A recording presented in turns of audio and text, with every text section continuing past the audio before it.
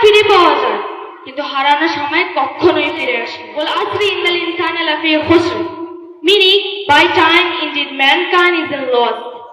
Surah Al-Asr 1 and 2 number ayat. نحمده ونصلي على رسوله الكريم أما بعد.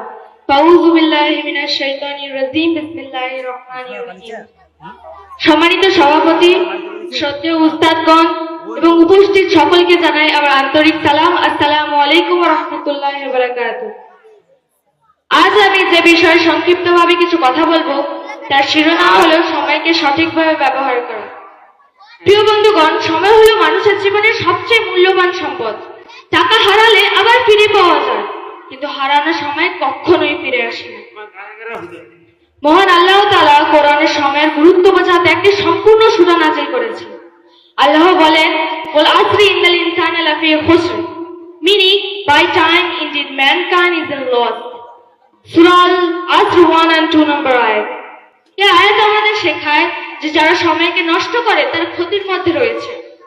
আরো এক জায়গায় আল্লাহ তাআলা বলেন, ওয়ালা তামসিকুল আরদি মারাহা, meaning do not walk on the earth with arrogance. সূরা আল-বানী ইসরাঈল আয়াত নাম্বার 37। এই আয়াত আমাদের শেখায় অহংকার থেকে বিরত থাকতে এবং জীবনকে সঠিকভাবে পরিচালনা করতে। প্রিয় বন্ধুগণ, আজকের যুগ হলো প্রতিযোগিতার যুগ। যারা সময়কে কাজে লাগায় তারা সফল হয়, আর যারা সময় নষ্ট করে তারা পিছিয়ে পড়ে। আমাদের প্রিয় নবী হযরত মুহাম্মদ সাল্লাল্লাহু আলাইহি ওয়াসাল্লাম বলেছেন, টেক অ্যাডভান্টেজ অফ 5 বিফোর 5, অর্থাৎ 5টি জিনিস আসার আগে 5টি জিনিসের মূল্য গ্রহণ করো। Your youth before your old age, তোমার বার্ধক্যের আগে তোমার যৌবন। Your health before your sickness, তোমার অসুস্থতার আগে তোমার সুস্থতা। Your wealth before your poverty, তোমার দারিদ্র্যের আগে তোমার সম্পদ। And your free time before your business, তোমার ব্যস্ততার আগে তোমার অবসর সময়।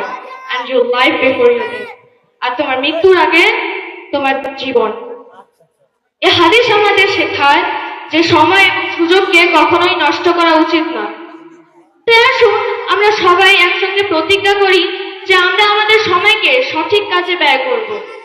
যেমন নামাজ পড়া, কুরআন তেলাওয়াত করা, পড়াশোনা করা আর অন্যের উপকারে সময় ব্যয় করব। আল্লাহ যেন আমাদের সবাইকে সময়ের গুরুত্ব বোঝার তৌফিক দান করেন।